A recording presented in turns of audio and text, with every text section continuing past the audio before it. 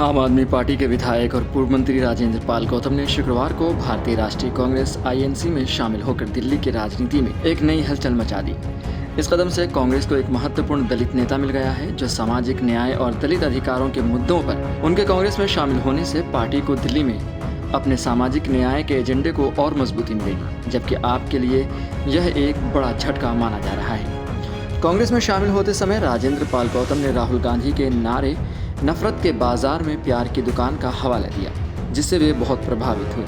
उन्होंने कहा कि यह नारा मेरे दिल को छू गया और मुझे राहुल गांधी के साथ जुड़ने और सामाजिक न्याय की लड़ाई को और आगे बढ़ाने के लिए प्रेरित किया। गौतम ने यह भी कहा कि उनका यह निर्णय विशेष रूप से अम्बेडकरवादी विचारधारा को आगे बढ़ाने और अनुसूचित जाति एससी समुदाय के उत्थान के लिए है। इस मौके पर कांग्रेस महासचिव केसी वेणुगोपाल, दिल्ली कांग्रेस अध्यक्ष देवेंद्र यादव और पार्टी के प्रमुख नेता पवन खेड़ा भी उपस्थित थे।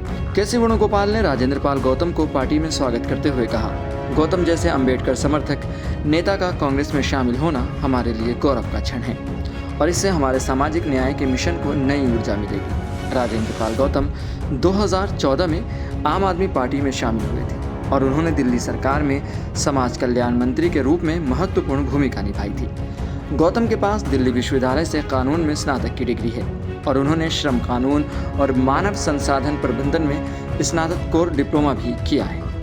2015 और 2020 के दिल्ली विधानसभा चुनावों में उन्होंने भाजपा और लोजपा उम्मीदवारों को हराकर जीत हासिल की थी। उनकी इस जीत से उन्हें पार्टी के अंदर और दिल्ली की राजनीति में एक सशक्त नेता के रूप में स्थापित किया था।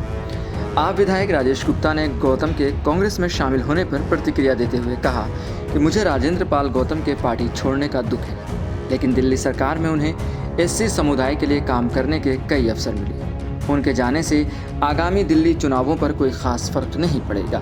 राजेंद्र पाल गौतम का यह कदम न सिर्फ दिल्ली की दलित राजनीतिक बल्कि पूरे राज्य की राजनीतिक दिशा पर गहरा प्रभाव डाल सकता है। दिल्ली में होने वाले आगामी चुनाव को लेकर जिस तरीके से उठापटक हो रहा है, उस तरीके से लगता है कि हर पार्टी की ये चाहत है कि कोई बड़ा नेता उसका चेहरा बने। सभी पार्टियां जोरों शोर से प्रचार प्रसार कर रही हैं और ये भी देखने में आ रहा है कि हर दूसरा नेता एक पार्टी से दूसरी पार्टी में शिफ्ट हो रहा है। इसका असर उस पार्टी को कितना मिलेगा, ये तो आने वाला वक्त बताएगा।